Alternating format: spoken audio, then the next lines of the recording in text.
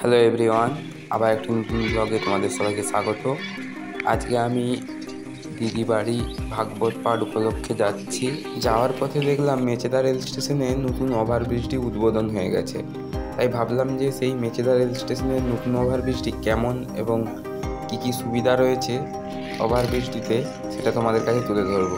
Video শুরু প্রথমেই বলে দিই, এই মেচেদা রেলওয়ে স্টেশনের 6টি প্ল্যাটফর্ম রয়েছে, কিন্তু এই স্টেশনটি অনেকটাই বড় মনে হয়। এর কারণ হলো যে এই রেল স্টেশন থেকে টিকিট কাউন্টার অনেকটাই ডিস্টেন্স রয়েছে। তার কারণ হচ্ছে কোলাঘাটে তাপবিদ্যুৎ কেন্দ্রে কয়লা যাওয়ার জন্য 4টে লাইন রয়েছে, সেটার জন্য ডিস্টেন্সটা একটু বেশি হয়ে গেছে। চলো এবার নতুন ওভারব্রিজে ওঠা যাক।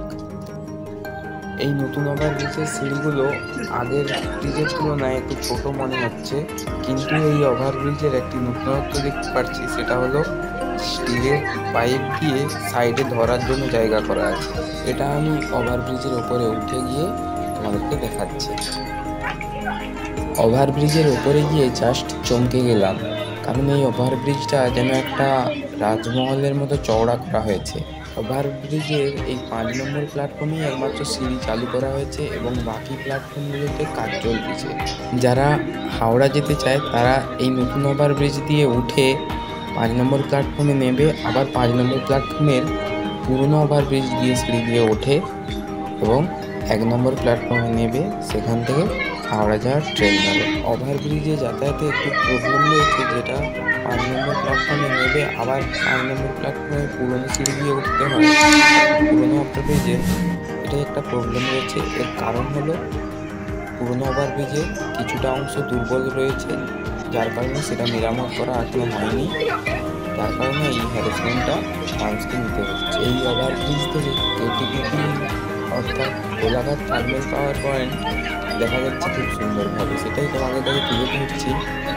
এবং পুরনো ওভারব্রিজটাও দেখা যাচ্ছে। এই পুরনো ওভারব্রিজের এই অংশটাই দুর্বল হয়ে গেছে, যার কারণে এই পাশে যাতায়াত বন্ধ রয়েছে। এই ব্রিজে একটা জিনিস লক্ষ্য করলাম, মানুষ এতটাই বাজে স্বভাবের যে কয়েকদিনের মধ্যেই ব্রিজের নতুনত্বটা বদলে দিয়েছে। তার কারণ হলো মানুষ পানের পিক, গুটকার পিক ইত্যাদি জিনিস এই ব্রিজের মধ্যে ছড়িয়ে ফেলেছে।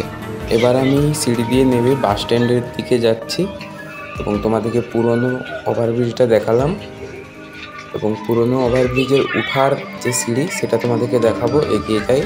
যেহেতু এই সিঁড়িটা মেন সিঁড়ি, অর্থাৎ এই সিঁড়িটা দিয়ে ওঠা নামা দুটোই হবে, তাই এটি ব্রিজের মতোই চওড়া করা হয়েছে।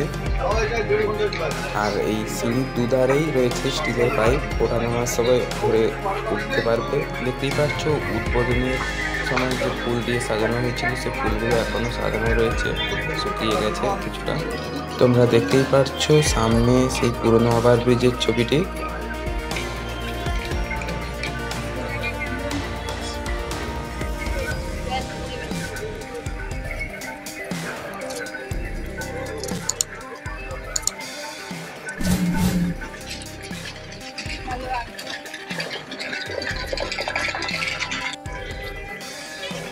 দেখতে দেখতে আমরা চলে এসেছি সেই পুরনো ওভারব্রিজের সিঁড়ির সামনে, অর্থাৎ ওঠানামা করার যে সিঁড়িটি রয়েছে মেন সিঁড়ি, সেই সিঁড়িটা আমাদের এই ডান সাইডেই পড়েছে।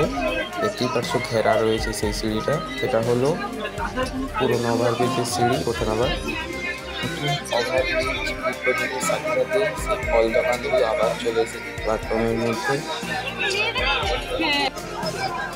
এই মেচেদা রেলওয়ে স্টেশনের টিকিট কাউন্টার এটা ভেঙে আবার নতুনভাবে তৈরি করা হবে নতুন রূপে। এটা তোমাদেরকে অবশ্যই দেখাবো পরে, কাজ শুরু হয়ে গেছে তার। এই মেচেদা থেকে আমরা এবার যাব রামতরক।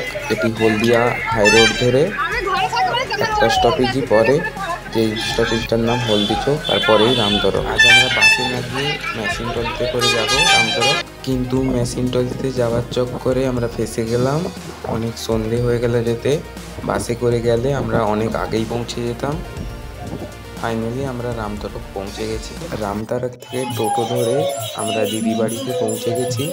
ভাগবত পাঠ শুরু হওয়ার আগে সবাই আনন্দে নৃত্য করছে। এনারা সবাই মেচেদার ইস্কন মন্দির থেকে ভাগবত পাঠ করতে এসেছেন। সামনে রয়েছেন আমার বড় জামাইবাবু, যিনি করতালি দিয়ে আনন্দ উপভোগ করছেন।